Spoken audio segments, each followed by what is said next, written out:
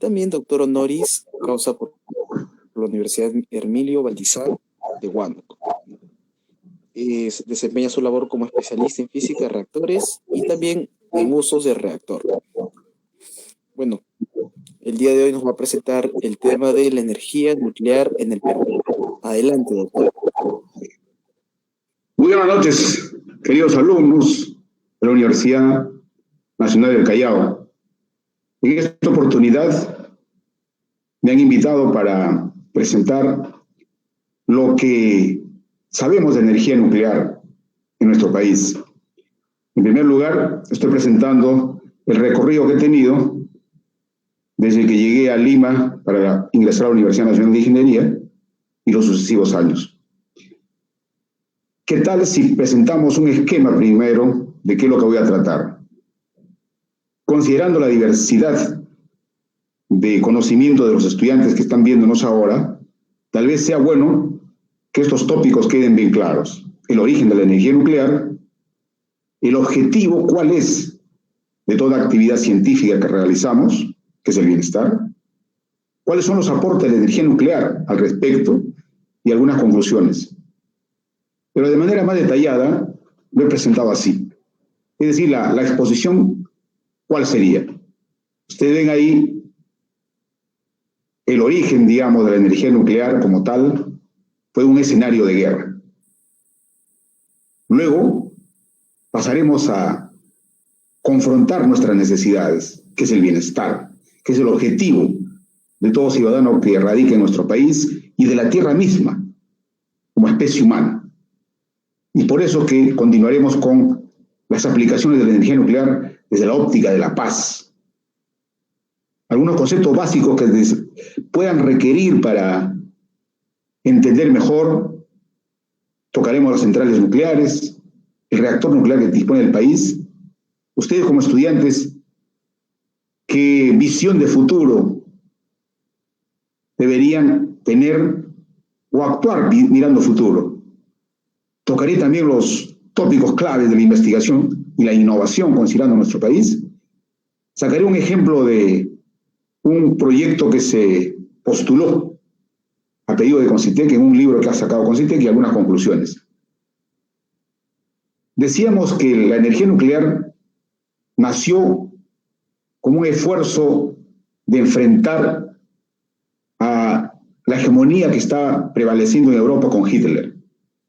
Es entonces la opción de guerra la que llevó a definir la fisión y sus usos. La fisión se descubrió el año 1938, pero se publicó en un artículo de 1939 en enero. A partir de ahí, quedó claro que la fisión podría conducir, podría generar una energía inmensamente grande comparado con la energía de una reacción química. La reacción química es la interacción de electrones de las últimas capas entre átomos para constituir moléculas, así sucesivamente. Y es del orden de electrones voltio, 10, 100. Sin embargo, cuando se habla de reacciones nucleares, las energías que se liberan son del orden de millones de electrones voltio. Entonces, esa fisión que se descubrió en Francia fue visionada primeramente por los alemanes para ese uso de hegemonizarse a nivel mundial. Como contraparte, en Estados Unidos, los aliados también estuvieron a la carrera de la misma reacción de fisión y su uso en la energía. Y vía Fermi consiguieron la reacción de fisión de manera controlada, que dio origen a la futura bombas atómicas. Ese es el lado, digamos, de la guerra, ¿no es cierto? Y ustedes deben recordar que eso ocurrió entre el año 1938 para adelante, como ya les dije, y en ese tiempo ya Fermi era una persona de mucho prestigio en el mundo.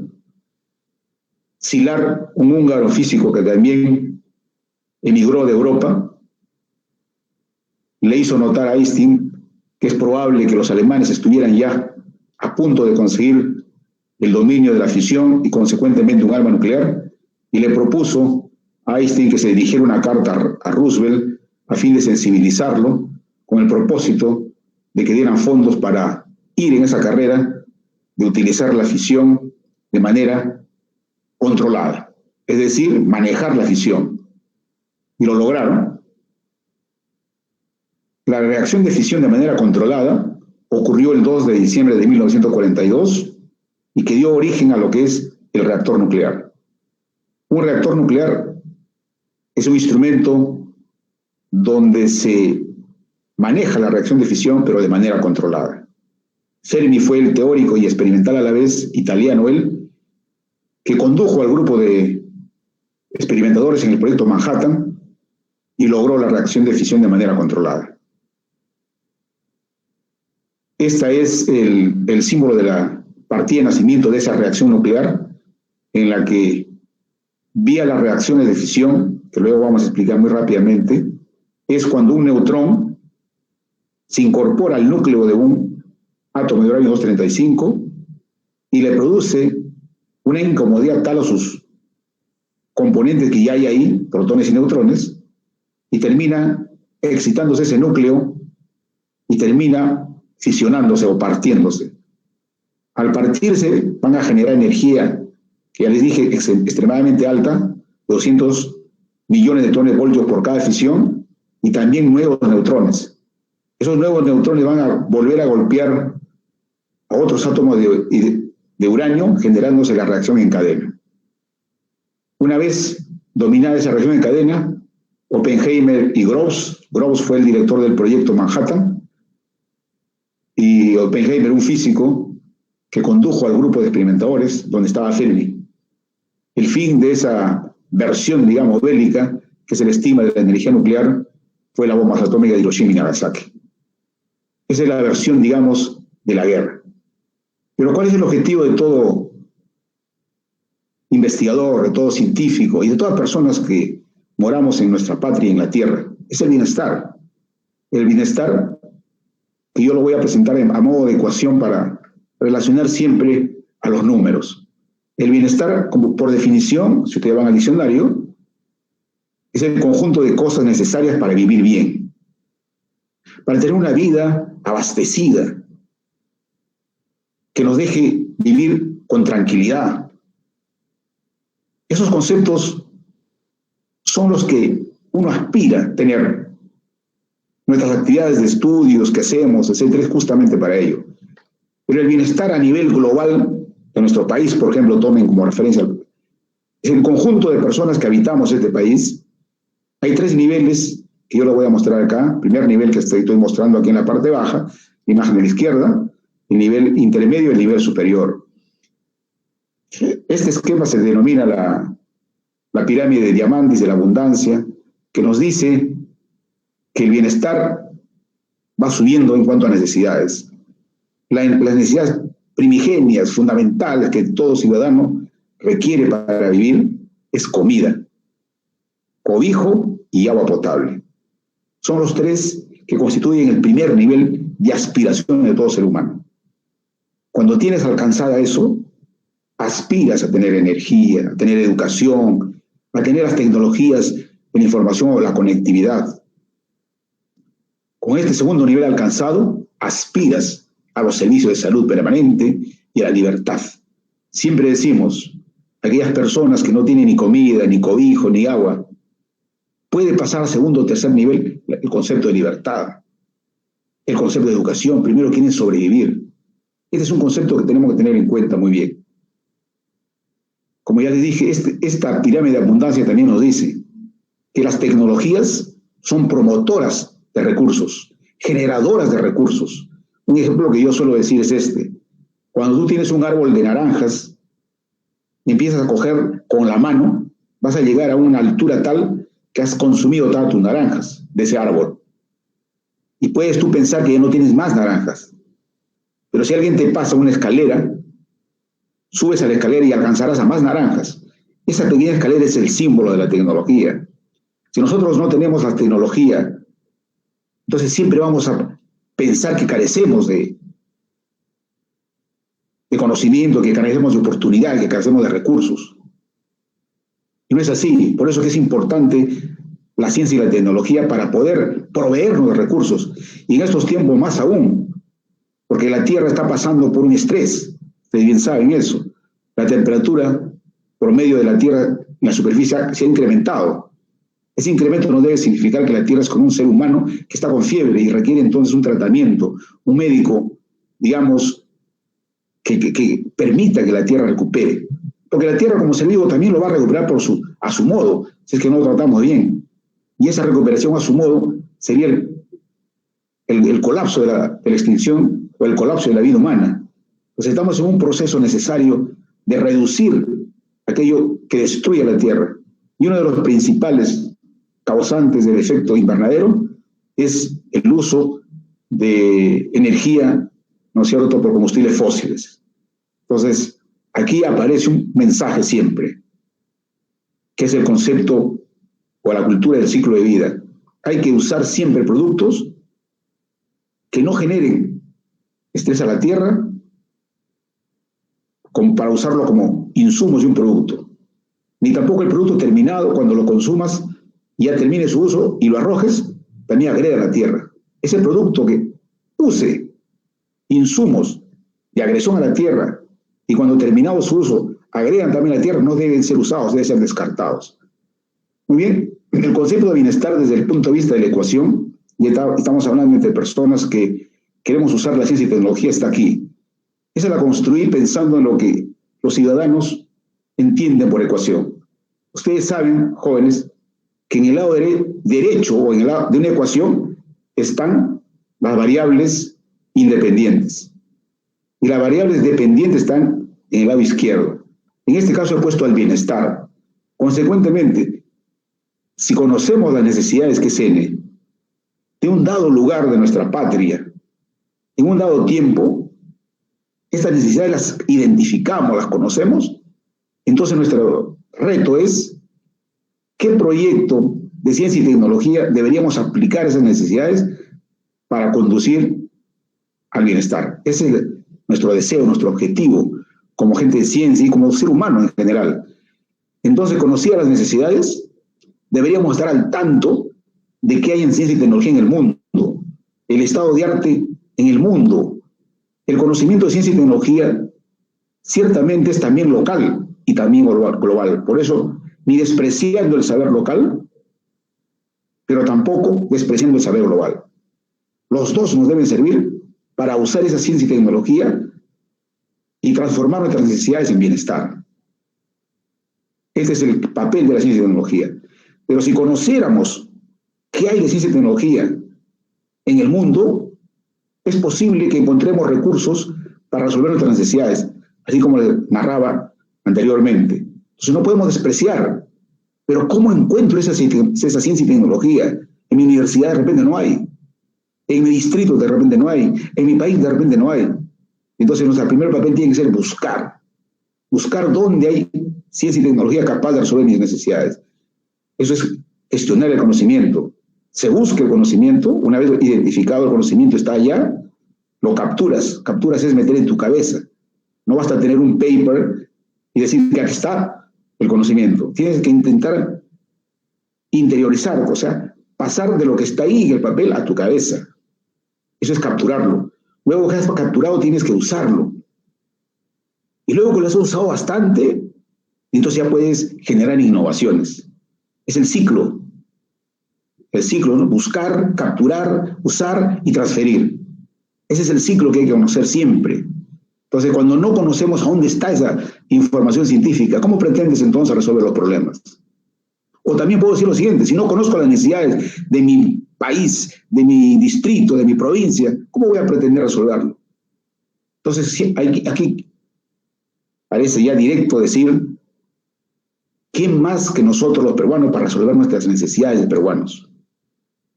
¿Quién más que un ciudadano de Ancash para resolver los problemas de Ancash? Porque si nosotros los ancachinos, por decir los piuranos, etcétera, no se preocupan de sus necesidades, ¿quién se va a preocupar más que ellos? Por eso pongo el lugar. Entonces las necesidades son claves, no podemos cerrar la vista e irnos al extranjero para hacer nuestros doctorados, etcétera. Se requiere conocer nuestras necesidades de nuestro Perú. Una vez que conozcas la necesidad de tu Perú, vas a poder usar el conocimiento y resolverlas. Pero si no conoces la ciencia y tecnología, tampoco vas a poder resolverlas. Entonces, en esta ecuación que yo le planteo, yo enseño a los alumnos también cómo buscar esa información para cualquier problema, para cualquier necesidad. Ya existen en el mundo todo tipo de tecnologías y conocimiento capaz de resolver el 99% de las necesidades que hay hoy. Entonces, ¿qué es lo que hay que hacer? Es buscarlos, capturarlos y aplicarlos. Esas son las propuestas. Y aspiramos entonces al bienestar. Ese bienestar tiene que ver hoy en día con la tierra también, por eso tiene que ser sostenible, ¿no es cierto? Por eso hablamos de desarrollo sostenible, ¿no es cierto? Entonces, ¿qué tenemos que tener en cuenta? El bienestar del ser humano, por supuesto, de las generaciones actuales, pero también de las generaciones futuras. Y eso le requerimos que la tierra se conserve mejor de la que recibimos de repente, pero no peor, para generaciones sucesivas. Ahí hablé del conocimiento. El conocimiento es explícito e tácito. El explícito es el que tú encuentras en los documentos de la literatura, los libros, los artículos, etc. Pero el tácito no está escrito, está en tu cerebro. Y para que tú hagas algo y conozcas bien, tienes que meter ese conocimiento explícito a tu cerebro, para que lo comprendas. Entonces hay una necesidad permanente de pasar de lo explícito a lo tácito. De pasar de lo tácito a lo tácito, de lo explícito a lo explícito. Por eso el ciclo de conocimiento es muy importante. Y por eso también el método científico que nosotros propalamos siempre termina en la comunicación, en las publicaciones. De nada vale que tu conocimiento quede solo en tu cabeza y sea solo tácito. Tiene que pasar a lo explícito para que otras personas lean ese explícito y lo conviertan en tácito, y así va el ciclo del conocimiento. Este esquema es muy rápido para decirles que vendiendo conocimiento es muy más fácil, o mejor dicho, hay mayor productividad. Si tú no incorporas conocimiento a tus procesos, seguirás siendo un exportador de materias primas, un vendedor de piedras. Pero si incorporas conocimiento a ello, disminuirás la agresión de repente a la tierra, cambiarás de insumo de repente nuevos materiales y tendrás mayor peso en la economía mundial. Ese es el ciclo también de lo que estamos buscando. Ustedes jóvenes saben muy bien que estamos pasando la revolución 4.0, que es el empleo de lo digital. Acá ustedes ven una mnemotecnia que ustedes ya lo deben saber, y Internet de las cosas, es decir, que uno podría actuar a distancia sobre objetos y recibir del objeto también señales. El cloud computing, ¿no es cierto?, que también es el almacenar grandes datos en las nubes, ya no en tu computador. El disco duro de tu computador puede fenecer, mientras en la nube no. La Big Data de grande, cuanto más datos hay, es mejor tu información. Estamos atravesando un mundo volátil, incierto, complejo y ambiguo. Frente a eso, la incertidumbre se va a disminuir si tú manejas más datos. Y la Big Data es manejos, por ejemplo, de las imágenes de los peruanos, de los 20, 30 millones de peruanos, manejarlos en computadores, de manera que tú puedas detectar rápidamente de quién es esa cara. Eso se hace mediante la Big Data, ¿no es cierto? Y el Machine Learning, el M de Machine Learning, es como las máquinas van a aprender mejor. Aprender en base a pequeñas cosas que uno le dé, ellos van a realimentarse y aprender a sí mismos.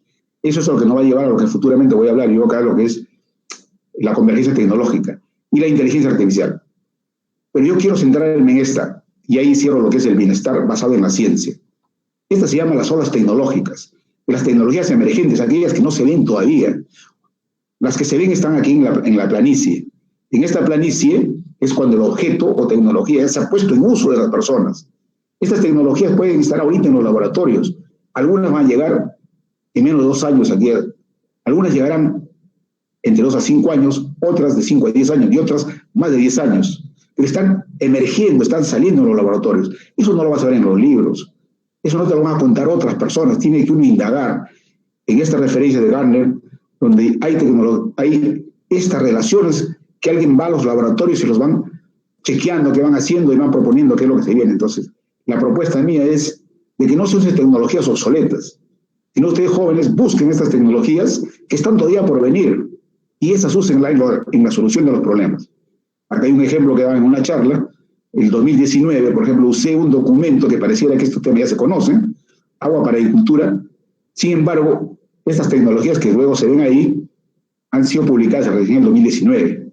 Entonces, buscar significa ir a estas revistas del año más referente actual y de ahí sacar cosas que tú necesitas para tu ciudad, para tu pueblo. Hay.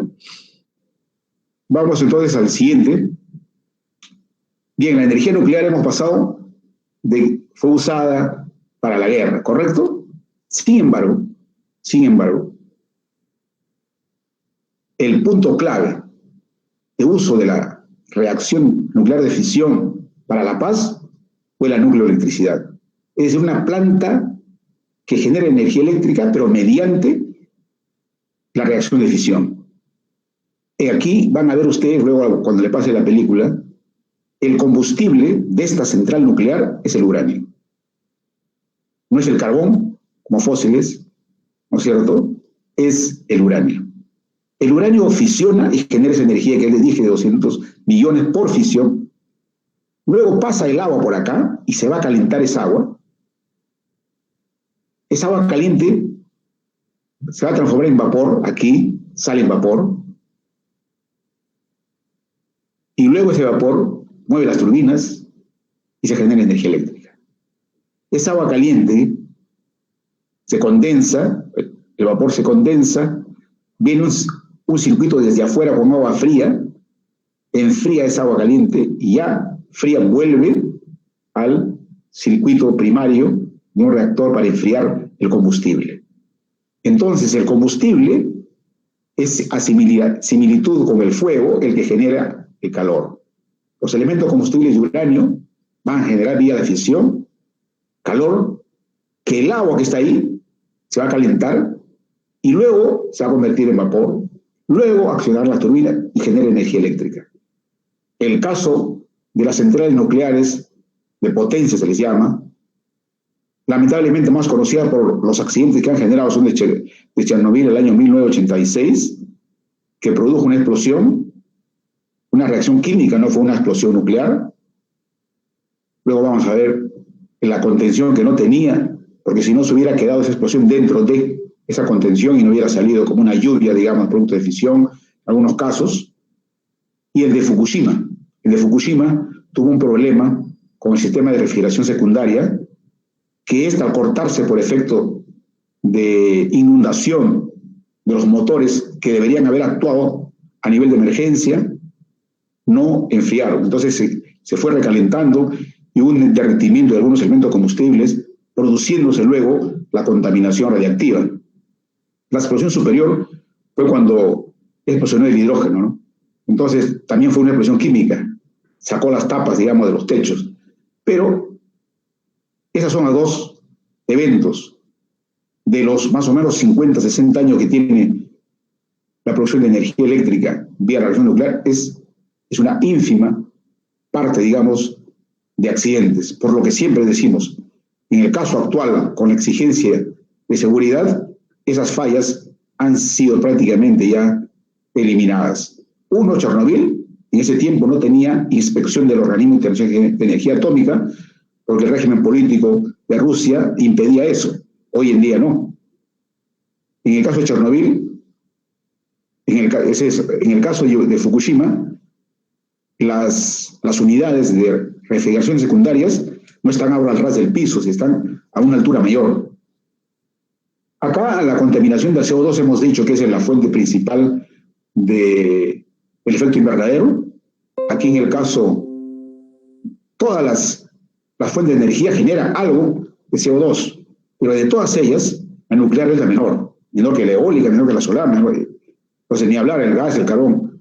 Entonces, si queremos tener a la Tierra más sana, recuperar la temperatura que está subida, debemos optar por el CO2 igual a cero. Pero, obviamente, en lo inmediato, tal vez no se pueda, pero sí o sí tenemos que hacerlo antes de 2050.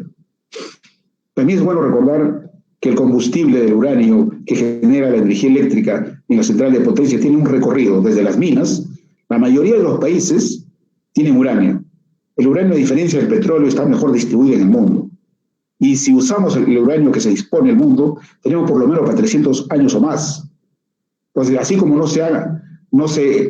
la edad de piedra terminó no porque faltaron piedras, igual la era del petróleo va a terminar no porque falte petróleo, porque van a involucrarse otras fuentes dado que son necesarias. Las energías renovables, como ustedes ya lo saben, pero todavía no tienen la capacidad de industrialización porque son estacionales, cuando hay vivienda, cuando hay sol, etc. La propia energía hidroeléctrica, producto del cambio climático, es probable que algunos lugares donde hay agua o fuentes de agua terminen mudándose. Entonces, frente a eso, la energía nuclear sí o sí va a tener que ser usada. La energía nuclear vía la fisión estamos hablando, porque todavía no hemos descubierto comercialmente, no se ha podido todavía hasta la fecha, el uso de la fusión, que es la ligación de átomos de uranio o de núcleos de hidrógeno. Esas no dejan prácticamente sustancias radiactivas después de su uso. Pero acá, la del uranio que estamos trabajando más, ¿no es cierto? Se hace la separación para retirar el uranio de los productos que hay en las minas, luego se enriquecen para pasarlo del...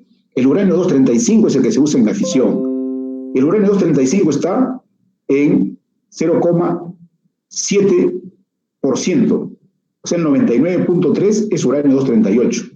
Y ese uranio 235 es muy poco, por eso se tiene que enriquecer y subírsele la concentración de uranio 235 en la naturaleza. En las centrales nucleoeléctricas se suele llevar hasta 5%. En los reactores de investigación se suele subir hasta 20%. Se fabrican los combustibles, se usan en los reactores, y luego de ese uso pueden los combustibles ser tratados, reciclados y volver a usarse. O también luego de eso ser enviados a lugares donde se pueda guardarlos ya definitiva. Seguimos entonces muy rápidamente, que es también las reacciones nucleares, que devienen en lo que significaría como concepto general de energía nuclear, otras acciones de paz, de la paz.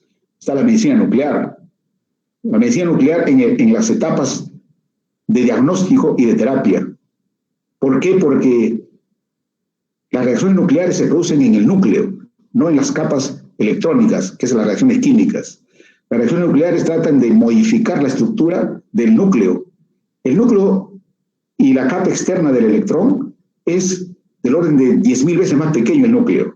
Ahí cobijan a los protones y neutrones.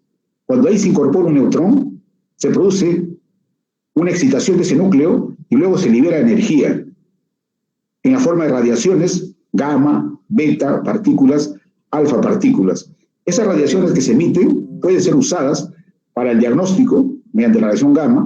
Para el tratamiento también se usa gamma, pero también partículas como el electrón, que es la radiación beta, positrón, el electrón positivo, y también se usan partículas alfa. Estas partículas, que son bastante energéticas, cuando se les posiciona dentro del tumor o el tejido malo, ahí se va a liberar toda su energía y van a destruir el tejido malo o la célula malo del tumor. Pues esa técnica es lo que se emplea para la terapia. Las radiaciones también son usadas para monitorear el estado en el que se encuentra un órgano determinado. Y esas emisiones de la radiación desde ese órgano van a permitir ver si ese órgano está en condiciones adecuadas o no. Y incluso la fisiología de determinados órganos. O sea, se puede ver en el modo dinámico, no solamente en la forma de fotos estáticas, sino también dinámica, ver el estadio en el que se encuentra. Entonces, de aquí, bueno, aquí estamos haciendo más detalladito las aplicaciones adicionales. Ya hablé de la medicina. En la industria, los radiotrazadores son empleados para ver los procesos de calidad de un determinado proceso, ¿no? Entonces, uno suelta en un lugar determinado una sustancia radiactiva y ve a dónde se detuvo, qué tiempo se demoró en un determinado proceso, y uno ve los tiempos de residencia para decir si está bien o no el proceso. La radiografía industrial, para medir si están en condiciones adecuadas, lo que acabas de hacer, las soldaduras, por ejemplo. La esterilización, efectivamente, es muy importante la esterilización para permitir que desaparezcan algunos insectos en algunos productos, o en el lado de la esterilización de los productos que tienen que ver con la salud, por ejemplo, o los alimentos que tienen que ser extremadamente inocuos, etc. En la investigación, la nutrición, la genética, la biología molecular, química. Este es eliminar plagas con el macho estéril, que es muy útil en cuanto a las frutas. Ya hemos hablado de la radiación. La producción de radioisótopos no me voy a detener porque estas son aplicaciones ya dadas en otros temas, pero ya que ustedes están viendo por primera vez el impacto de la energía nuclear, también es muy útil que sepan ustedes que en el Perú, por ejemplo, hay una planta de producción de radioisótopos que generan radioisótopos que son utilizados en la salud, en la agricultura, en radiotrazadores, etc., ¿no? Acá hay unas imágenes que se observarían. Las radiografías, así como los rayos X son útiles, también los rayos gamma te dejan, ¿no?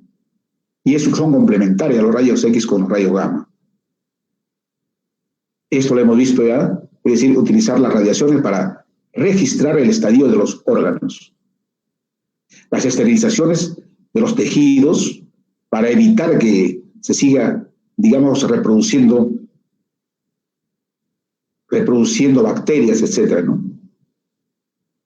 Seguimientos de procesos en la industria, lo hemos dicho, ¿no es cierto? Incluso para señalizar y vigilancia para observar qué es lo que llevan determinados contenedores.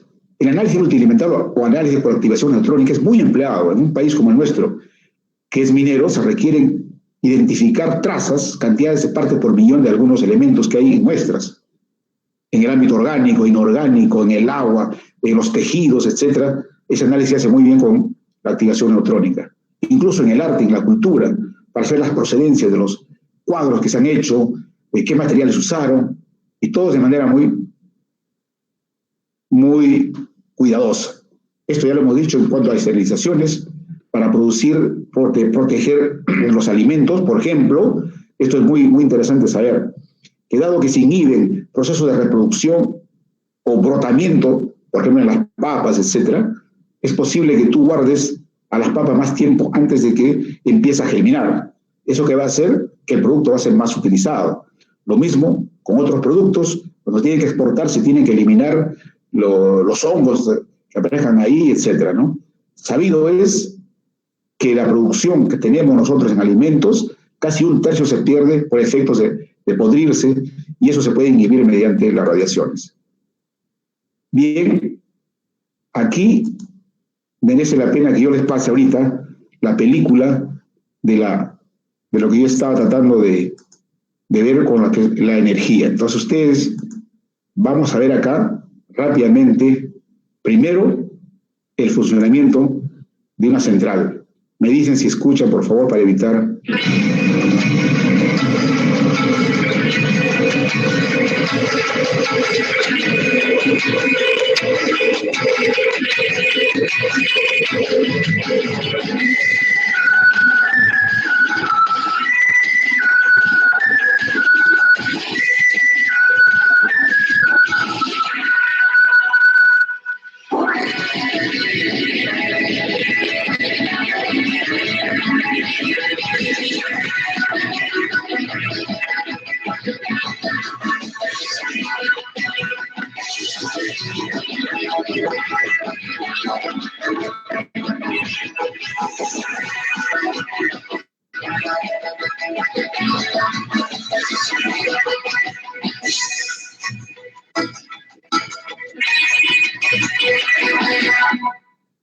Perfecto.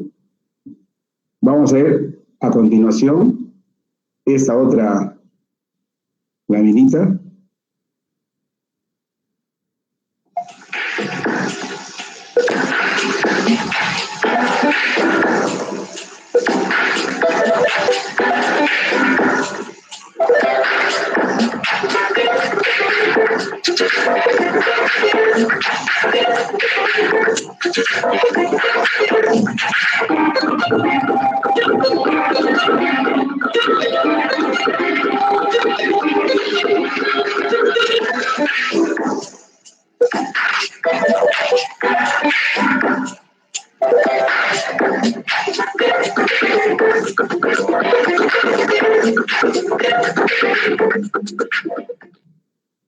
Perfecto.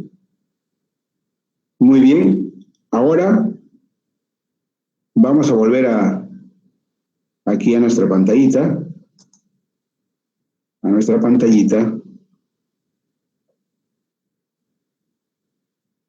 Conceptos básicos. ¿Qué cosa he querido poner con conceptos básicos? Vamos a ver. Solo para reiterarles, si ustedes quieren bien grabados, de lo que yo he expresado de manera muy rápida. Primero, recordar esta ecuación de Einstein. Eso lo tienen que tener grabado, así como se graban algunos colores en los brazos, un tatuaje de E igual a mc cuadrado. La ecuación para los físicos, una de las más hermosas ecuaciones.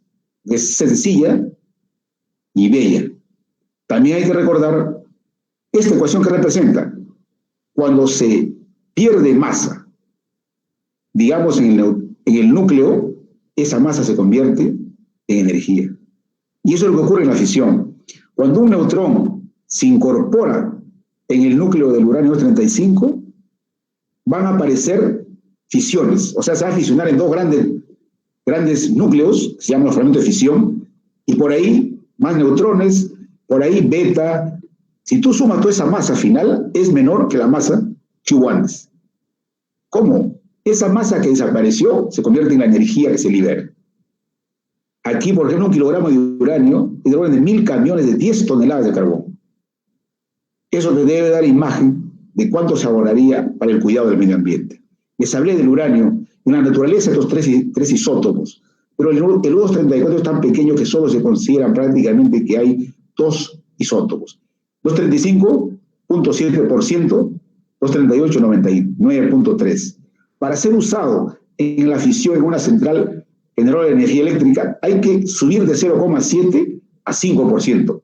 Y para ser usado en un reactor de investigación, hay que subir a 20%. La ecuación clave es la ecuación de fisión. La reacción nuclear clave es la reacción de fisión. Que ya les dije, el neutrón ingresa al núcleo de uranio 235, que es el combustible que ustedes han visto ahí. Ese combustible con el neutrón va a generar energía del orden de 200 millones. Pero también sustancias radiactivas que se convierten en residuos que son dañinos para la salud, para la vida. El 5% de ellos son de tiempo muy largo, el 95% de mediano y corto. Entonces esos radioisótopos dañinos de tiempo de vida muy largos, del orden de miles de años, se tienen que estructurar bien, guardarlo bien en lugares muy protegidos.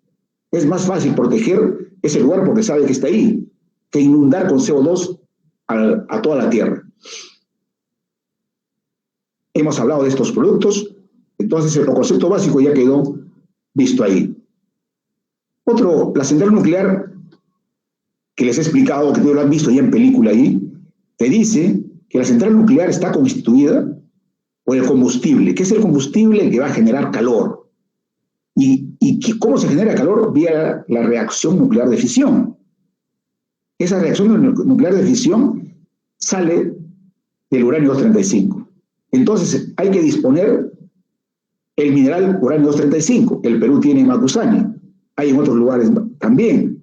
Argentina tiene. Las centrales nucleares generan energía eléctrica. El Perú tiene un reactor pequeño de 10 megavatios térmicos de energía para producir neutrones y no energía eléctrica. Esos neutrones se usan en la diversidad de aplicaciones que les he mostrado y que devienen en los dos actores principales, o tres, de los productos de un reactor de investigación. Producción de radioisótopos, análisis multielemental y educación. ¿Correcto? O investigación, si ustedes quieren llamar. Muy bien, las centrales nucleares solo se construyen para generar energía eléctrica. Los reactores de investigación se usan hasta 10 aplicaciones.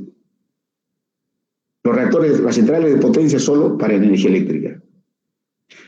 Los reactores tipo RP10 de Perú, que de investigación tiene el orden de 50 kilogramos de uranio. Una central nuclear como Fukushima tiene el orden de 150 toneladas de uranio.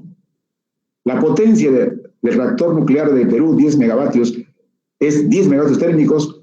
Las centrales de potencia de energía eléctrica son de 3000 megavatios térmicos. Esas dimensiones son importantes que la tengan. Luego hemos visto que el condensador, ¿no es cierto? Primero vamos a pasar el agua que pasa por el combustible, se calienta y ese vapor va hacia las turbinas que las mueven, ese vapor se va a condensar y vuelve. Pero para refrigerarlo, ¿no es cierto?, se requieren de sistemas secundarios de refrigeración. Esto ya lo hemos visto, ya hemos visto también la película. Tal vez aquí hay que recordar que los reactores de operación en el mundo, el caso de Fukushima, es del año más o menos 65 a 70. El más antiguo debe estar en el orden de 60 años ya, ¿no es cierto? Esos reactores a los 30, 35 se los tiene que chequear adecuadamente para su adecuado uso. Las construcciones de una central nuclear de potencia son del orden de, pueden ser de 3 a 10 años. Algunos casos son, esto de acá, por ejemplo, son los más pequeños son más rápidos de hacer, pero los más largos te pueden llevar al orden de 10 años. Pues hay algunos países que tienen el 70% de su consumo de energía eléctrica generada por la nucleoelectricidad. Hay otros muy poco. China está casi haciendo un reactor cada 2 años. Los tipos de reactores más usados son el PWR, se llaman reactores de agua de presión, y los BWR, que son aguas de ebullición.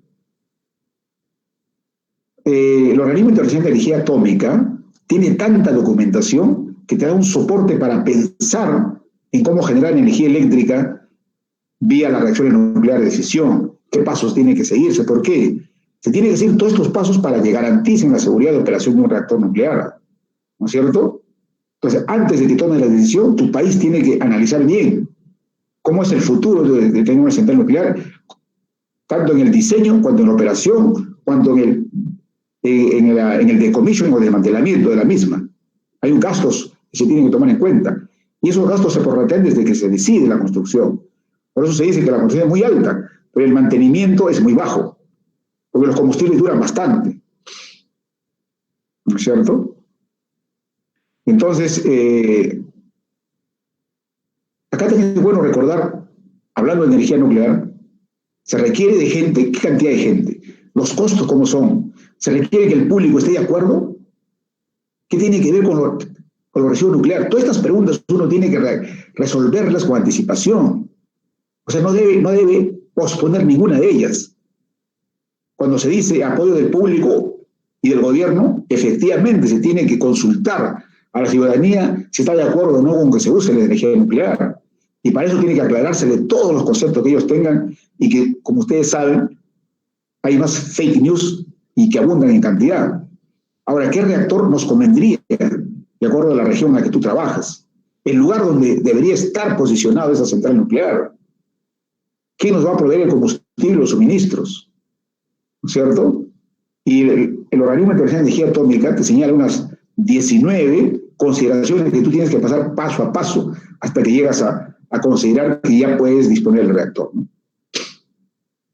Una principal, por ejemplo, es saber antes del proyecto si amerita o no para tu país disponer de una central nucleoeléctrica. Es decir, la demanda, cómo está, de las otras fuentes de energía, en qué fecha se estimaría que la demanda supera la oferta, etc. Esas cosas se tienen que ver, ¿no?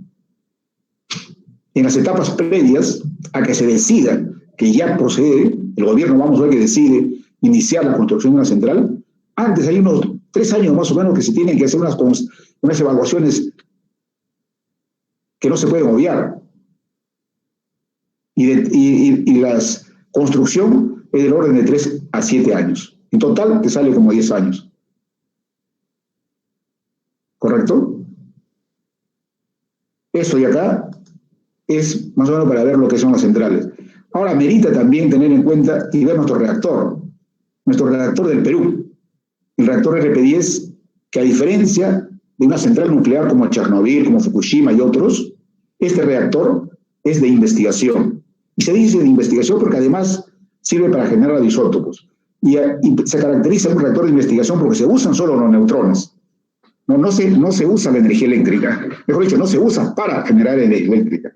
Se usa un reactor nuclear de investigación para generar fisiones, y de las fisiones solo nos interesan los neutrones que se producen. Esos neutrones son llevados a posiciones, a confrontar con blancos para que les produzca transformaciones desde su núcleo y convertirlos en radiactivos.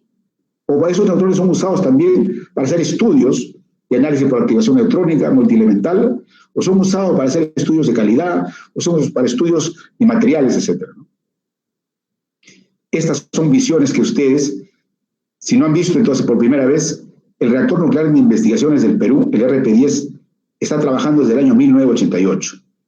Y como son estructuras donde en el núcleo se producen las fisiones, aquí está, en el núcleo del reactor aquí se producen las fisiones, este es un ambiente bastante radiactivo, pero está a 11 metros de nivel, en un cilindro, está el núcleo. Y esos 11 metros en ese cilindro está lleno de agua. El agua te sirve de refrigeración y también te sirve de blindaje biológico. De modo que, así estén 10 megavatios aquí, uno puede estar haciendo investigación en algunos lugares a su alrededor. Pero el control solo se hace a distancia, desde la sala de control, que es la consola de RP10. Y esta consola dispone de instrumentos que permiten ir detectando qué ocurre en el núcleo. ¿Qué ocurre en el núcleo principalmente? ¿Qué nivel de neutrones está viendo? Y el nivel de neutrones implica también la potencia. Si tú tienes una potencia de 5 megavatios, el flujo de neutrones que va a ser utilizado ahí va a ser menor que si hay a 10 megavatios. A 10 megavatios vas a tener el doble de flujo de neutrones. Entonces, para algunos casos, para la producción de determinados radioisótopos, se usan esas potencias de 5 puede ser, o de 10 puede ser. Esos blancos o elementos neutros vienen aquí, en algunas posiciones, los neutrones los golpean, les producen reacciones nucleares, y luego lo dejan radiactivos. Una vez que están radiactivos, van a la planta de producción de radioisótopos y se convierten en sustancias radiactivas que son medicinales, y van a los hospitales. Bien. Estos son los usos del actual reactor que tenemos, el RP10 de 10 megavatios. Actualmente es el mayor potencia de Sudamérica. El 26 estaría funcionando el reactor RA10 de Argentina con 30 megavatios, pero por ahora con 10 megavatios es el de mayor potencia. Les he dicho que tiene una gama como de 10 usos. Los usos principales, por ejemplo, que está teniendo ahorita el RP10 es producción de radioisótopos y análisis por detección neutrónica. Y tal vez en parte en educación. Lo que estamos haciendo ahora es divulgar. El resto nos falta hacerlo. Y para que eso se pueda hacer, nuestra conexión principal, nuestro socio principal son las universidades. Ustedes que están siendo jóvenes deberían aproximarse a los reactores o al reactor para ahí hacer prácticas, sean mecánicos, sean ingenieros industriales, sean químicos, sean biólogos, sean físicos. Para todas las carreras, la disciplina nuclear abarca, ¿no? Aquí estamos, el circuito primario, las bombas del circuito primario que van a llevar el agua y pasar por el núcleo del reactor se calientan y luego en el intercambiador de calor se transfieren al agua que viene por el circuito secundario desde la torre de enfriamiento. En el intercambiador de calor intercambian ese calor, vuelve el agua fría al núcleo del reactor y el agua tibia o el agua que se ha calentado en el circuito secundario pasa a la torre de enfriamiento. Estos que ustedes ven celda caliente, el operador, que es persona muy especializado, ¿no? Van a manipular a distancia con los telemanipuladores, van a manipular las sustancias radiactivas que estuvieron irradiándose en el núcleo del reactor. Esas sustancias los van a llevar hacia la planta de producción de radioisótopos donde van a producirse los radioisótopos correspondientes. Aquí estamos en la torre de enfriamiento, se están viendo también. ¿Correcto? Acá me manda, estos son los artículos que también se publican con los resultados que hacemos en el reactor. O sea, si hacemos el ciclo completo de publicaciones en base a nuestras investigaciones, también tenemos un fuerte aprecio a los alumnos que visitan nuestro reactor para hacer experiencias, ¿no? Muy bien, aquí me dice que pase el video del reactor. No puede ser que no pasemos el video del reactor RP10. Vamos a pasar aquí el video del reactor RP10, que ya les he explicado, pero aquí ustedes lo van a ver mejor.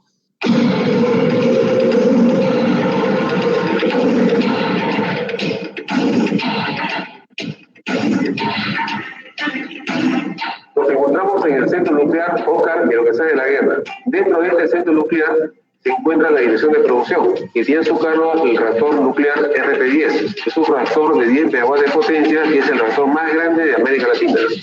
También esta dirección de producción tiene a su cargo la planta de producción de radioisótopos, que es el que se encarga de procesar materiales irradiados para crear estos radiofármacos que luego son distribuidos al sector salud. Tenemos el yodo, el magnesio y el salvario.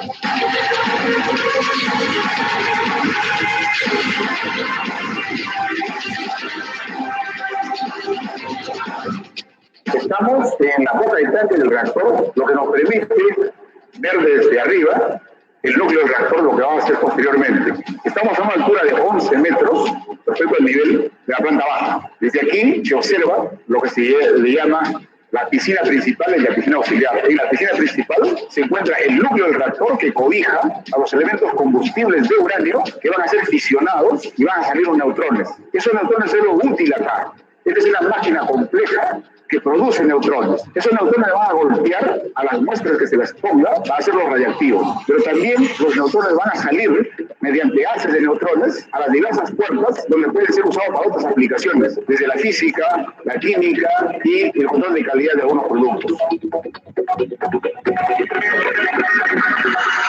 Este reactor está diseñado para sismos por encima de grado 9. Es una construcción sólida de hormigón armado, se denomina, cemento más fierro. El tanque del reactor tiene una altura de 12 metros, un diámetro de 4 metros y 1 metro de espesor. Lo que estamos ahorita nosotros mirando hacia arriba se le llama la contención. Es una torre de 32 metros de altura y 28 metros de diámetro, por 40 centímetros de espesor la pared. Entonces cualquier posibilidad de radiación no sale de aquí. Estamos bajo presión respecto a la parte exterior, es decir, que cualquier gas que hubiera acá, al estar en menos presión que la parte externa, van a ingresar los gases o el aire, nunca salen.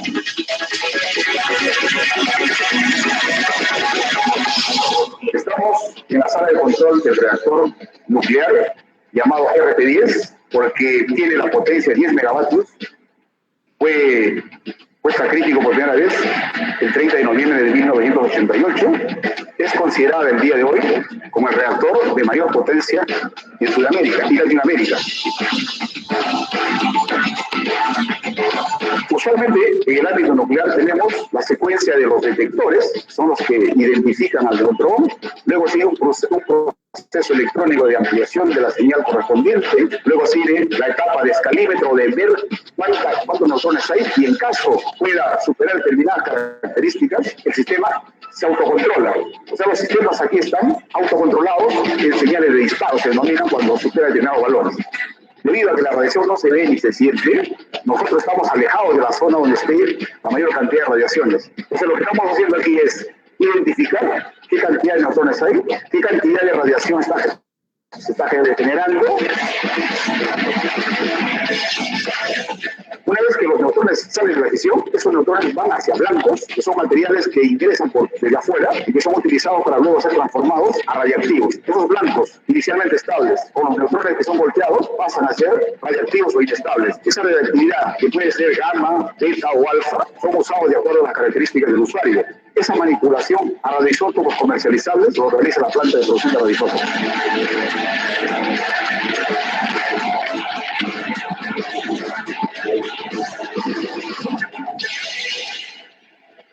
Es muy importante, en la medida de que la tecnología nuclear, el conocimiento nuclear, es transversal a todas las disciplinas. Tenemos aplicaciones que pueden ser utilizadas en el ámbito del clima, en el ámbito de la salud, en el ámbito de la industria y en el ámbito de la tecnología. Y es por eso que esto es muy importante. Por ejemplo, si hablamos de las condiciones de salud, desde este reactor se van a generar los radioisótopos que luego serán utilizados en la salud a nivel nacional y a nivel internacional. Desde el ámbito de indagar qué materiales tenemos en algunas muestras, sean minerales, sean plantas, sea el agua, también se puede utilizar los neutrones que generamos en el reactor para saber qué cantidad hay, lo que no se podría hacer con otras técnicas. Esta técnica de los neutrones es una técnica complementaria a lo que ya se conoce, por ejemplo, de los rayos X. En América Latina solamente habrán 4 países en promedio que tienen reactores nucleares y el resto no. Entonces, eso nos permite a nosotros tener una independencia tecnológica en cuanto a poder contar con estos productos que son de alta tecnología. El reactor quiere a futuro usar más facilidades con el objetivo de poder generar más radioisótopos y nuevos radiofármacos. Esto con el objetivo de poder llegar a atender los pacientes a nivel nacional y de todos los plazos, como quiero decirlo, también exportar nuestros productos a la región latinoamericana. Ok, entonces vamos a seguir con nuestra presentación. A ver a dónde nos quedamos. Vamos a ver aquí. Tengo mi... Bien, ahora vamos a hablar sobre ustedes, jóvenes. Mi futuro como estudiante. ¿Cuál es mi futuro? Yo como docente explico de esta manera. Cuando uno es joven y ingresa a la universidad, no te van a decir que tu universidad es buena, porque el 80 o 90% de mis jóvenes que terminan la universidad inmediatamente tienen empleo. Eso no te lo dicen. Tampoco te dicen que el 80% de mis alumnos inmediatamente, apenas terminan su quinto año, ya tienen la tesis defendida. Tampoco te dicen que apenas termine el quinto año, el alumno ya ingrese inmediatamente a posgrado en cualquier universidad del mundo. Esos indicadores no te lo dicen. Te dicen cuántos ingresaron, cuántos egresaron y nada más. En cambio, ustedes, jóvenes, esos tres retos que aparecen ahí van a quedar a cuenta suya. Es decir, yo tengo que hacerme responsable de hacer mi tesis, incluso de proponer el tema de mi tesis. Yo soy el que tiene que hacerse responsable de mi empleabilidad, apenas termine la universidad, a buscar trabajo. Y si quiero continuar mis estudios, a buscar el posgrado en alguna parte del mundo. Esa es la realidad. Entonces, yo cuando explico a mis alumnos que uno tiene que hacer entonces la solución triple, si uno aplica el método que yo les he dicho más o menos al comienzo de la ecuación de bienestar, funciona para tres cosas. Primero, conocer la necesidad de tu país. Ustedes jóvenes, tercer año, cuarto año, vamos a poner tercer año o segundo, como ustedes quieran, van a visitar alguna parte del Perú con su cuadernito de pasta dura para tomar notas y encuentran alguna necesidad que hubiera allá.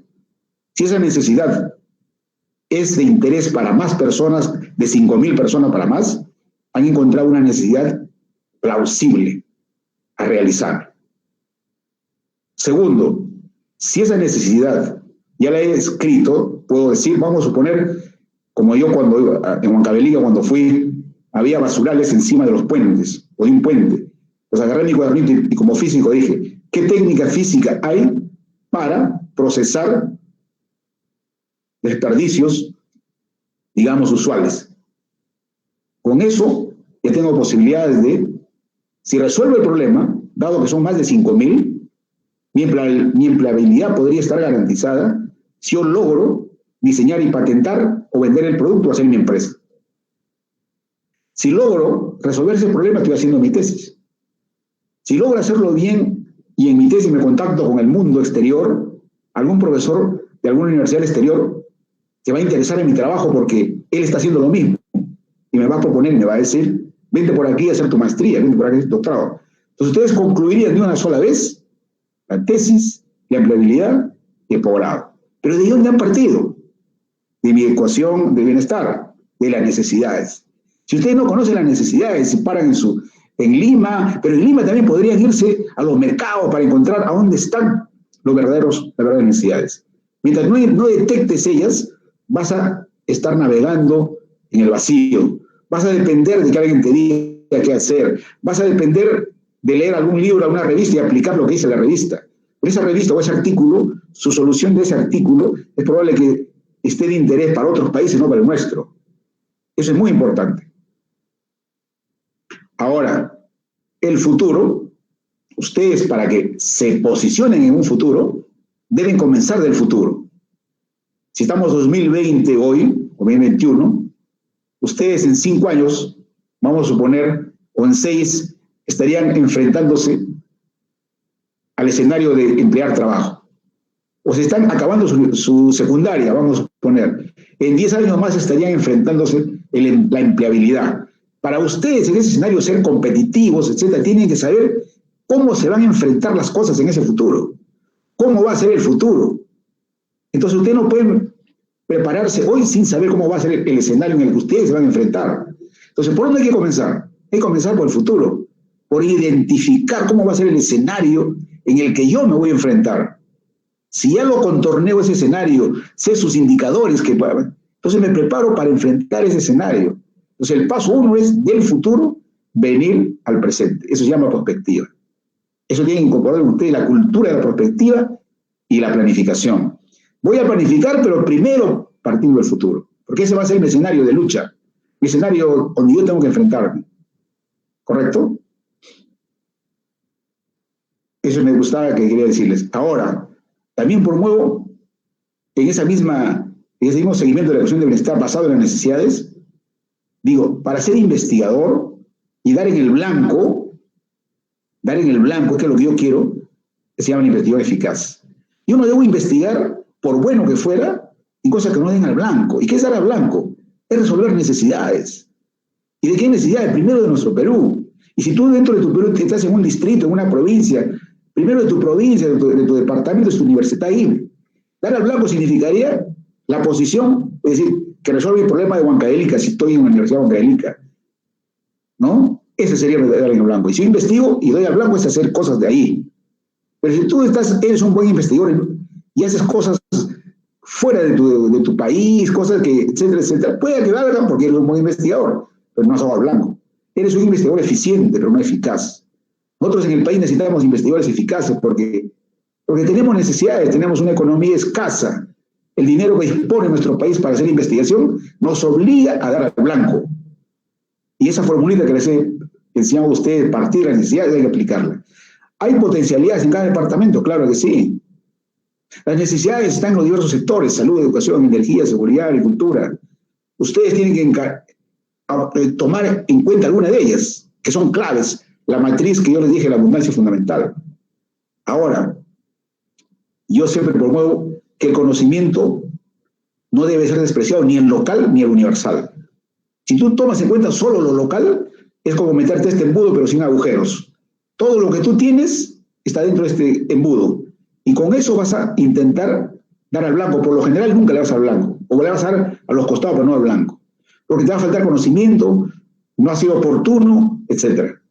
Pero si tú ese embudo agujereas y usas tu conocimiento que es local, que está dentro, y capturas conocimiento de afuera, que es como debe ser, la que yo promuevo, ¿no? Del conocimiento local al conocimiento universal y viceversa.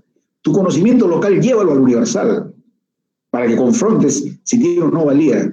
Y el conocimiento universal tráelo a tu escenario local. Entonces la innovación abierta se llama eso, es decir, para que tú des al blanco, utiliza el conocimiento del mundo. ¿Y cómo conozco el conocimiento del mundo? Ya les expliqué también. Tienen que ustedes buscar y saber buscar. Una vez que buscan, captúralo. Captúralo significa entenderlo, saborear el conocimiento. ¿Y eso cómo lo van a hacer? Contactándose con otras personas, para que hagan la traslación de tácito a explícito, de explícito a tácito. Es decir, alguien que sabe ese documento te va a explicar, está pasándote al tácito tuyo, para que tú lo sepas disfrutar y hacer cosas. ¿Correcto? Esto es muy importante. Yo he querido siempre que ustedes se lleven. Ahora, yo hice este proyecto, megaproyectos de investigación en energía, como un ejemplo, demorando, a ver, cosas, hicieron un libro con CITEC, primero convocó a algunas personas, me convocaron a mí para hacer el megaproyecto en energía, ojo. Este es un libro, y yo ahí, ¿qué propuse? Porque la idea era, aquí lo vamos a vertir, la idea era que sabiendo que la energía escasea, 22% de peruanos no tienen electricidad, hay indicadores como este que estoy viendo acá, solo el 78% tiene electrificación en promedio, hay departamentos que no tienen, como Cajamarca, solo accede el 37%, se dan cuenta cuánto falta, el resto. Lima, el 99%, casi el 100%, pero ahí también falta gente, pero el promedio es 78%. Entonces, ante esa situación, propuse estas preguntas para hacer mi imaginación, porque nos dijeron que ustedes no, es megaproyecto de investigación, ojo, de investigación. Pasó, está votando. Disculpe, la energía. Ahí está. Perfecto. Perfecto, conecté la energía. Ahora, entonces, yo para reflexionar dije, hay que construir una sociedad en la que sea más igualitaria en cuanto a lo que concierne a la energía, que sea más distributiva, que no sea tan desigual. Entonces, primero tiene uno que plantearse a dónde quiere llegar, qué sociedad quieres, ¿correcto? Perfecto. ¿Cómo llegamos a él, a esa sociedad? Eso le llamamos objetivo de desarrollo. Y para esos objetivos de desarrollo la energía es clave. Entonces, ¿cómo llego ahí? Hay que aplicar una política. Usted lo conoce más que yo eso. Entonces, el modelo de sociedad nos debe exigir un modelo de desarrollo. Y para ese modelo de desarrollo hay un modelo energético. Si no he respondido a estas preguntas, ¿cómo entonces voy a mirar a futuro? ¿No es cierto? El rol del Estado, sabido es, que lo debe ser capaz el Estado de gestionar los recursos energéticos. ¿No es cierto? Nos tiene que asegurar una matriz energética eficaz y variada.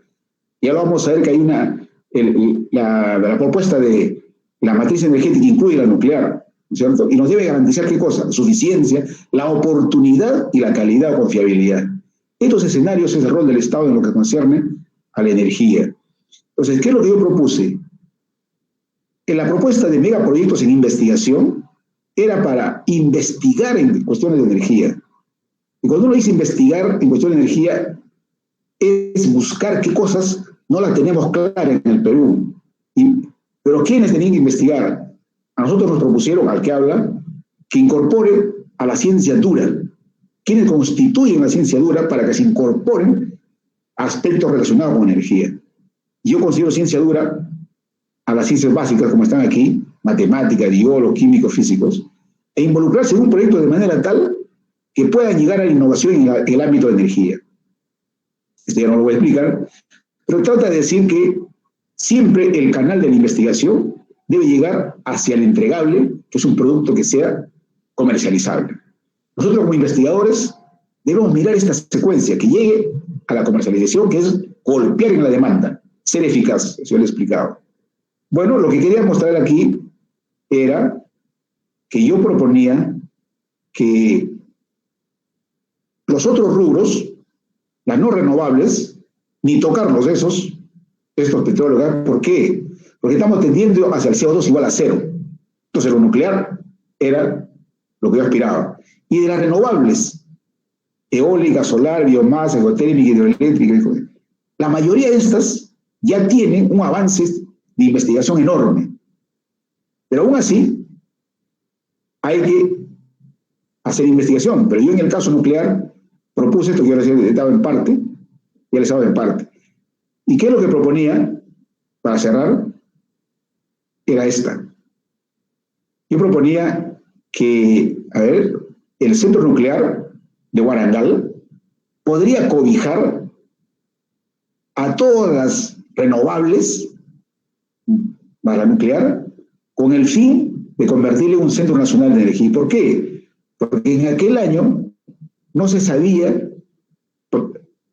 la demanda en energía evaluada por un ente nacional, se recurría a los entes privados, etc. En Chile, para evaluar las posibilidades, por ejemplo, de la opción nuclear, es la Universidad de Chile quien hace los estudios de demanda, mientras que en el Perú no tenemos eso. Entonces, el que habla propuso que en el centro nuclear de Warangal, que es grande, se debería abrir un espacio donde todas las energías que requieren de investigación y que son las del futuro, las renovables, tengan ahí un lugar para investigar. Ahorraríamos dinero porque los centros de cómputo estarían ahí, etcétera, etcétera. Esa fue una propuesta que hice en aquella oportunidad y cierro mi participación el día de hoy con algunas conclusiones, de las que hemos hablado ahora. ¿No? De las que hemos hablado ahora. No me ha llevado a las conclusiones, pero acá debe estar entonces. Vamos a ver si las conclusiones no me ha llevado. Aquí está. Primero, para compartir con ustedes y luego algunas preguntas. La energía nuclear tiene aplicaciones en todos los campos de conocimiento y de la vida. Lo hemos mostrado. La contribución al bienestar dependerá de la identificación de las necesidades en un determinado lugar y tiempo. Nos hemos referenciado priorizando a nuestro Perú. La charla ha sido básicamente esa. Tercero, la energía nuclear en el mundo está incrementándose y se avecinan retos energéticos frente al cambio climático, lo que va a empujar a volver con más fuerza a la nuclear, dado que ya les dije la estacionalidad de las fuentes, digamos, renovables conocidas como solar y etcétera. Obviamente, aspiraríamos a que al menos en el 2050 estuviéramos con la posibilidad de tener la fusión nuclear, en cuyo caso esa sería la opción. La cuarta, la ciencia y la tecnología son pilares para la revolución 4.0 que estamos atravesando hoy y que se sustenta en el manejo del conocimiento. Incorporando el conocimiento a nuestros procesos, lo haremos más competitivo en el mundo y podríamos incursionar a los grandes mercados mediante la innovación abierta que ha sido expuesta en esta charla. Finalmente, la investigación es un pilar fundamental de la sociedad del conocimiento que estamos atravesando ahora.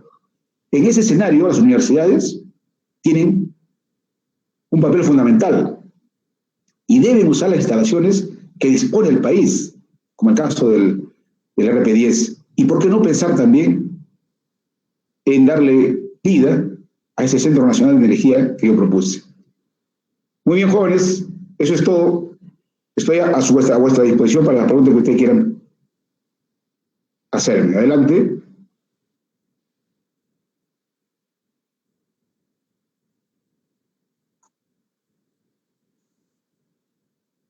Adelante, jóvenes. Buenas noches, doctor. A ver, Pasaremos con la ronda de preguntas. sí. ¿Cómo lo dejo? ¿Ahí está bien? Listo. Claro, sí, estaría bien. Sí. Bueno, la primera sería, ¿cómo evitamos el mayor número de accidentes en las centrales nucleares?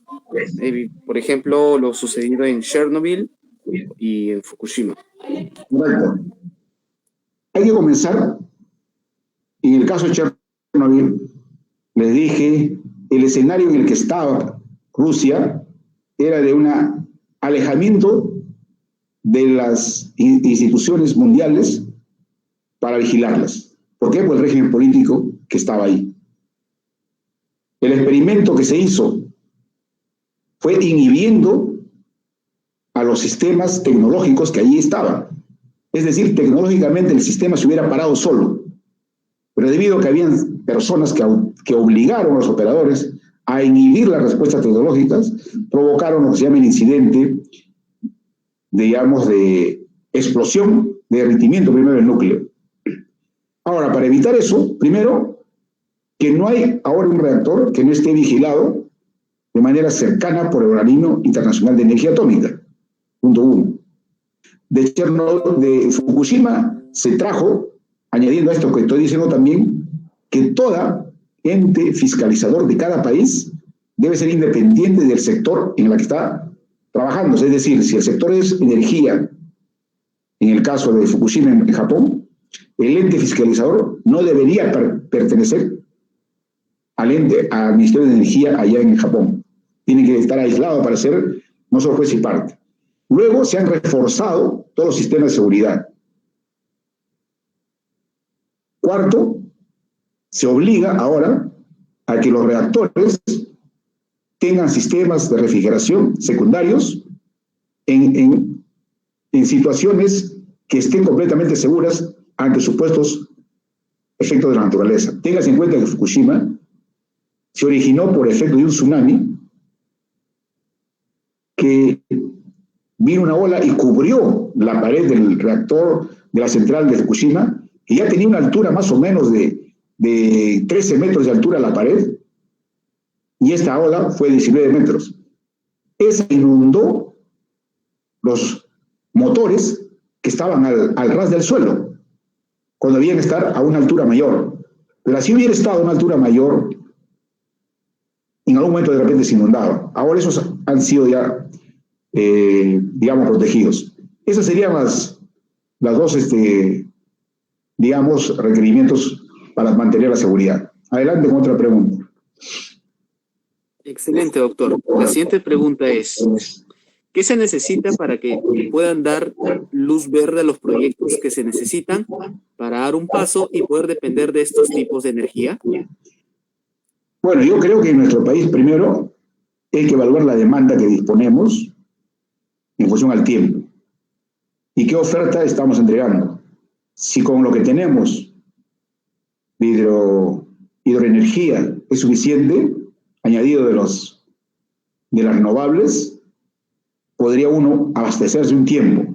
Sin embargo, considerando que todos vamos a entrar a una necesidad de ir al CO2 cero, tenemos que ir dejando las centrales relacionadas con fuentes fósiles. Y eso va a costar. Estamos hablando de fósiles como gas, petróleo. Pero tenemos que ir dejando esas posibilidades. En ese escenario, la opción de la fisión nuclear se debe incorporar en el país. Y decir se debe es formar gente. Porque de noche a la mañana, si tú requieres, no vas a tener los cuadros. Se requieren de tener personal. Y entonces en las universidades donde se forman ingenieros mecánicos, eléctricos, etc., deben haber cursos relacionados con la energía nuclear.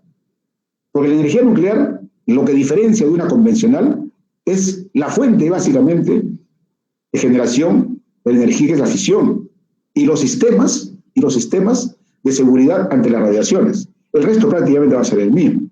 Entonces, no es mucho que hay que incorporarse a los cursos que ustedes llevarían para darle una connotación adicional de saber, digamos, los aspectos de la nucleoelectricidad. Adelante. Ok, doctor, pasamos a la siguiente pregunta. ¿La tecnología nuclear es conveniente que se enfoque más en el tema de salud y alimentaria y no tanto así en el tema energético? Bueno, ahí podríamos decir que son etapas, ¿no? Debido a que nuestro país no tiene la opción todavía de la nucleoelectricidad en su plan energético, entonces el reactor nuclear de investigaciones tiene que ser usado al máximo.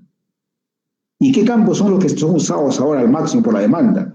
La salud, básicamente, y el análisis multielemental. Ese es hablando de un reactor nuclear. En el caso de alimentación, son las fuentes radiactivas las que también se usan para los efectos de conservación de los productos. Eso ya no necesita reactor, es una planta que se requiere y que uno diría debía haber plantas de irradiación en diversos lugares del país a efectos de conservar, digamos, los alimentos y productos, etc. Eso ya tiene que entrar por la variante, creo yo, privada, para que vean los escenarios en los cuales es necesario. Pero por ahora, el reactor nuclear RP10 del Perú cubre los aspectos de producción de radioisótopos. Sin embargo, cuando se tiene en un plan a futuro el uso de la energía nucleoeléctrica, el reactor de Perú tiene que servir para formar cuadros. Cuadros me refiero a gente que sepa que se forme ingeniería nuclear, por ejemplo, ¿no? Relacionado con... Y entonces, hoy en día, ese reactor debe ser una fuente adicional de preparación, ¿no es cierto?, para potencialmente usar la nucleoelectricidad. Adelante. Ok, doctor. La siguiente pregunta es, ¿cómo se resuelve el tema de los desechos radiactivos de una central nuclear? Yo les había manifestado que el 95% de los desechos prácticamente no pasan de los, digamos, 30 años.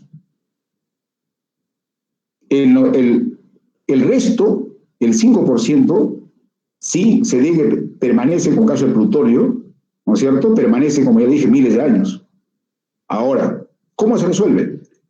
En la coyuntura actual, los reactores nucleares disponen dentro de sus propias centrales ambientes donde se depositan todavía los radioisótopos que se han generado en los combustibles, se los guarda un tiempo hasta que decaigan y luego se pasan unos procesos radioquímicos en los que se petrifican, y mediante eso se los lleva a lugares, incluso desechos finales que serían minas abandonadas, etc. Aquí al respecto les voy a decir lo siguiente. Siempre se dice que esos desechos radiactivos son muy contaminantes. Falso. ¿Por qué? Porque están concentrados en un lugar. Es más fácil asegurar ese lugar, cuidarlos, que tener distribuidos, como ya les decía, el CO2 en todo el mundo, que tú no sabes dónde están. Está prácticamente en todos lados. No los puedes proteger. En cambio, el otro no. El otro sí se protege porque estaría centrado. Ahora, las nuevas tecnologías de los reactores nucleares, ¿no es cierto? La que está promoviendo, por ejemplo, Bill Gates, él considera que la opción nuclear es la que le demuestra el mejor futuro para ir al CO2 igual a cero. ¿Por qué? Porque los reactores que se están estudiando ahora van a permitir eliminar esos desechos radiactivos en la propia central, porque puede ser usado como su combustible adicional. ¿Se da cuenta? Entonces iría como una velita, que tú prendes la vela y una sola carga de combustible hasta que prácticamente desaparece el combustible. Esa es la otra opción. Y la otra opción es tener reactores modulares. Ya no ir de frente a 3.000 megavatios térmicos, como ya les dije de Fukushima, sino ir con 300 megavatios térmicos, luego 600 y así, ¿no? O sea, para distribuirlo en lugares de un país que tenga focos, digamos, de usos, y eso va a permitir la concentración de menos material radioactivo y va a ser más pequeño también su tamaño, ¿no?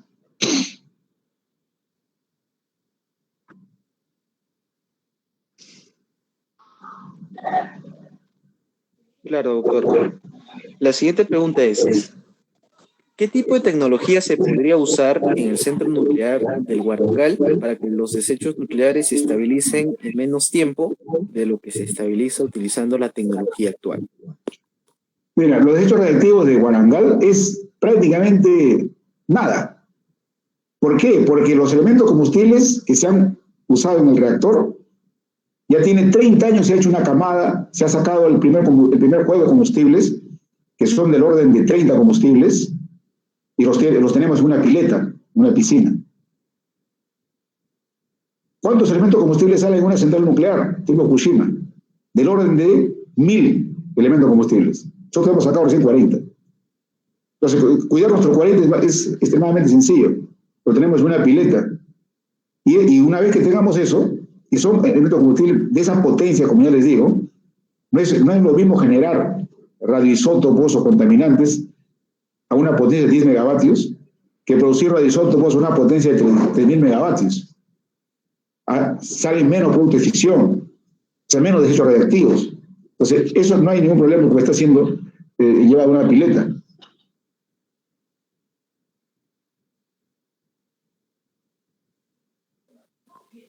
Ok, doctor. La siguiente pregunta es, ¿a qué se debe tanta diferencia, ya que en el mundo hay grandes proyectos como el CERN y en Perú aún se está aplicando solo en el sector salud, la medicina nuclear? Ya, si te he entendido, el CERN es un acelerador donde se estudian colisiones de partículas. En el caso del RP10, no es un acelerador, y lo que se estudian ahí son reacciones nucleares del neutrón sobre blancos. Entonces, no aceleramos el neutrón ya nace con un espectro de energía, se dice, energías que van desde el orden, digamos, térmicos, 0.025 electronvoltios, hasta el orden, digamos, de 10 MeV. Entonces es polienergético, ¿no? Nosotros no tenemos aceleradores. Entonces los estudios son totalmente diferentes, ¿no?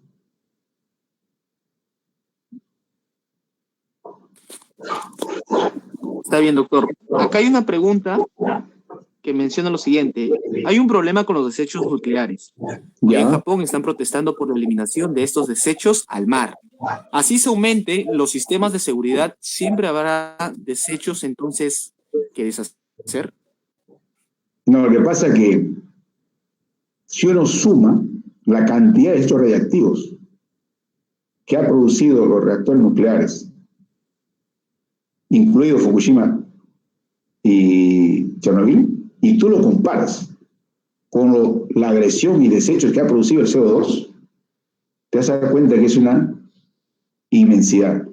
Pero ¿por qué se opta y se mira a los efectos de los desechos de Fukushima y Chernobyl? Porque está concentrado en una unidad. Ahora, el accidente de Fukushima ha sido del derretimiento del núcleo. Lo que se detecte, está debidamente evaluada por el Organismo Internacional de Energía Atómica y por el organismo corresponsable de Japón. No queda acá muy claro ahora cuál es la dosis o actividad de los productos que estarían tirando al mar. Eso hay que verlo en el Organismo de Energía Atómica. Si fuera excesivo, etcétera, eso se reconocería claramente. Lo que quiero decir con otras palabras es, las fuentes de información en todo esto debe ser buscada en las fuentes de los organismos competentes. Y yo le recomendaría de revisar el IAEA, ¿no es cierto? Ahí están las fuentes, y ahí están los valores y todo eso. Yo creo que está dentro de los órdenes de magnitud esperados y que se van soltando de acuerdo a lo planificado, ¿no?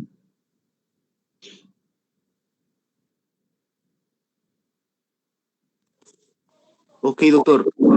Otra pregunta menciona, tenía entendido que el IPEN estaba trabajando con la irradiación gamma para la esterilización de tejidos. ¿Solo se quedó en un proyecto o ya se está aplicando? No, eso se está aplicando ya. Hay colaboración entre el IPEN con algunos hospitales. Ahora, la esterilización, como les digo, es incluso de tejidos, de piel, por ejemplo, en las quemaduras, cuando tú vas a poner una capa determinada sobre la herida, esa capa que le vas a poner está debidamente esterilizada. La esterilización con fuentes gamma, usualmente para los alimentos, son hechos por intermedio de una planta adecuada. Esa planta de irradiación tiene como fuente principal el cobalto. El cobalto tiene un tiempo de vida de 5 años y luego decae su actividad a la mitad. De modo que si tú no renuevas esa fuente cada 5 años, vas a tener su actividad en la mitad de su valor.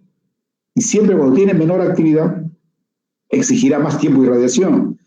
En otras palabras, el proceso de producción de materiales esterilizados o irradiados, ¿no es cierto?, va a ir disminuyendo, porque la cantidad va a tener más tiempo y más alcohol, etc. Pero ahora sí se tiene.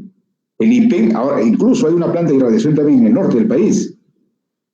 Eso es muy importante, como ya le he dicho, que otras organizaciones, fundamentalmente privadas, las regiones en general, deberían tener su propia planta de irradiación. ¿Para qué? Para que puedan incrementar la producción, su productividad, es decir, aumentan sus productos en las cosechas para que no se les malogre y puedan disponer de esos productos para venderlos, tienen que tener su plan de irradiación. El IPEN les da toda la asesoría conveniente para que ese potencial, digamos, proveedor de la planta pueda hacerlo. ¿Ok? Una pregunta más para ir cerrando.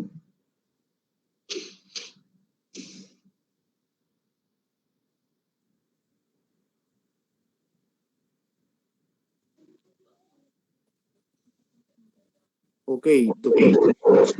Una pregunta también por parte de Gonzalo Jesús. Menciona, ¿por qué el Perú no tiene minería de uranio a pesar de tener yacimientos en el sur del país? Claro, siempre, como yo digo, es la política energética que tú usas puede incentivar a usar determinada fuente de energía, ¿correcto? Cuando ahora está orientado mayoritariamente a la hidroeléctrica y a las fuentes renovables, y porque el país dispone de eso, ¿no? Dispone de agua, entonces es lógico que lo nuclear esté postergado. Y al estar postergado lo nuclear, el combustible correspondiente que produciría el Perú, porque dispone de Macusani, también duerme el sueño de los justos. Porque si tuviéramos explotando Macusani con el uranio ahí, lo tendrías que vender. ¿Por qué? Porque no lo estaríamos usando en el Perú. Y eso ya entra en duda. ¿Es potencialmente útil vender el uranio ahora o cuando lo necesites tú mismo? Yo considero que ahí de las manos las dos. En otras palabras, si es factible que un proveedor privado use el uranio, puede hacerlo. O es el Estado mismo que lo use, puede hacerlo. Pero de por medio está la clave, que es la política energética. No tiene decidido en su plan el uso de lo nuclear ya. Lo tiene de manera declarativa, pero no de manera operativa. Con eso quiero cerrar mi participación y decirles que un reactor nuclear es seguro cuando tiene tres aspectos. La capacidad de parada de un reactor, es decir, cuando hay algún evento, el reactor por sí mismo debe ser capaz de pararse. Pararse significa inhibir el número de reacciones de fisión, el sistema de parada. Segundo, cuando el reactor esté inhibido su número de fisiones, debe ser capaz de seguir refrigerándose. El accidente de Fukushima fue por no continuar refrigerándose. Segundo aspecto, entonces, reactor parado debe continuar siendo refrigerado. Segunda condición. Tercera condición, así esté parado, así esté refrigerado, debe ser capaz de contener cualquier radiación que pueda emerger de esa instalación. Esas son las tres condiciones que se exige que toda central nuclear debe disponer para mantenerla segura. Eso es todo, muchachos. Hasta otra oportunidad y les agradezco su participación. Listo, doctor. Agradecemos su participación y su apoyo en el webinar del día de hoy. Muchas gracias a toda nuestra audiencia. Muchas gracias por la acogida y muchas gracias, Agustín. Hasta otra oportunidad. Ok, Liliana. Gracias también. Hasta luego, hasta otra oportunidad.